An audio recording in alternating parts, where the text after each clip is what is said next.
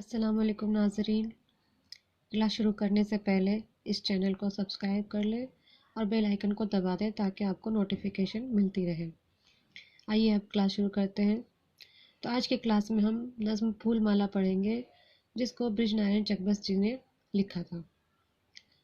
तो नज़्म पढ़ने से पहले शायर का सरसरी मुताला करना बहुत ज़रूरी होता है। इससे हमें समझ में आ जाता है कि वो किस तरह की नज़में लिखते थे। बृजनारायण चकबस्त फैज़ाबाद में पैदा हुए। उन्होंने लखनऊ में तालीम हासिल की और वहीं वकालत करने लगे। उनका इंतकाल रायबरेली में हुआ और आखिरी रसूम लखनऊ में अदा की गई। चकबस्त मीर अनीस के उसलूब शायरी से ज़्यादा मुतासिर थे, यानी मीर अनीस के ही अंदाज में वो शायरी करते थे। उनके कलाम में सादगी, सलासत, रवानी और एक मुतरन्निम फ़ज़ा पाई जाती है। यानी अपने कलाम में जो वो ज़बान इस्तेमाल करते थे वो बहुत ही सादा और सलीस होता था, ताकि जो भी वो बात करे वो सीधे पढ़ने वाले को समझ में आ सके। चकबस्त ने भी शायरी का आगाज़ गज़ल से किया। बाद में हुब्बुल वतनी कहते हैं देश प्रेम को। बाद में हुब्बुल वतनी के जज्बे के तहत कौमी नज़में लिखने लगे। उनकी नज़मों में कुदरती मनाजिर की अक्कासी, बेदारी वतन के जज्बात, आज़ादी की तड़प और दर्दमंदी के पहलू नुमाया है। चकबस्त ने अहबाब, बुजुर्गों और कौमी रहनुमाओं के मरसिए भी लिखे हैं और उनकी सीरत की उम्दा अक्कासी की है। सुबह वतन उनके मजमूए का नाम है। ये फूलमाला नज़्म भी सुबह वतन से ही लिया गया है। चलिए आइए अब फूलमाला नज़्म को पढ़ा जाए और समझा जाए। आप बैठिए, अपनी बुक सामने लेकर बैठिए ताकि आपको सही से समझ में आ सके।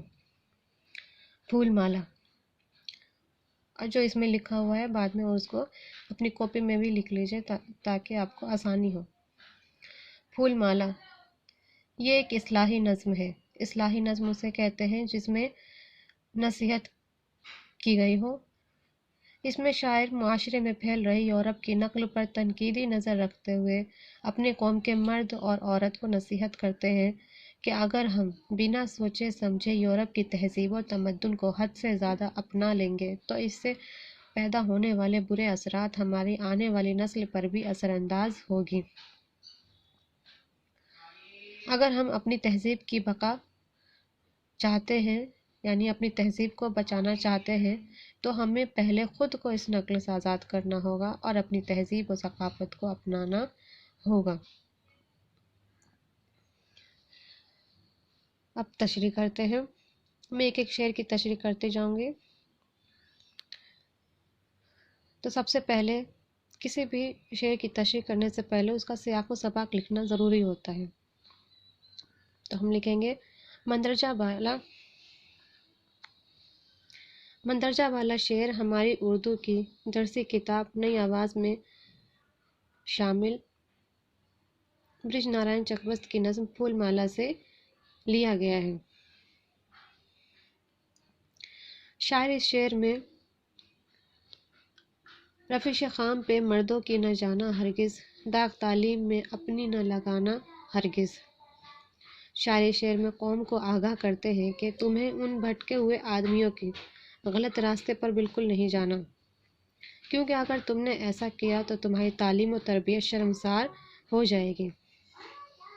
दूसरा शेर है, नाम रखा है, इसमें मैंने शेर नहीं लिखा है, आप शेर को देखिएगा पहले। नाम रखा है नुमाइश का तरक्की व रिफाम, तुम इस अंदाज के धोखे में न आना हरगिज़।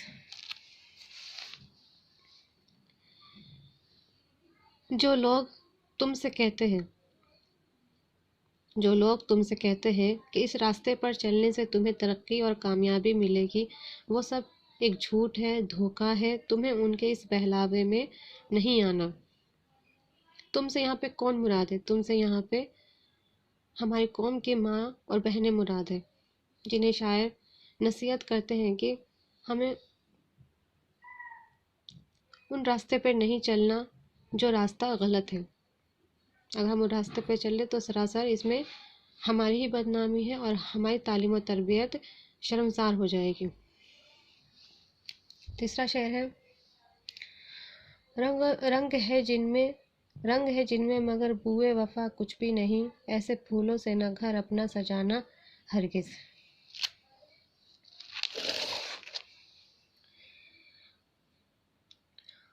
اگر تم نے ان کے کہنے پر اپنے اندر بدلاؤ کر لیا تو تم ان کاغذی پھولوں کی طرح ہو جاؤ گی جن میں رنگ تو ہوتا ہے لیکن خوشبو نہیں ہوتی ہے، یعنی جس میں وفا کی خوشبو نہیں ہوتی ہے۔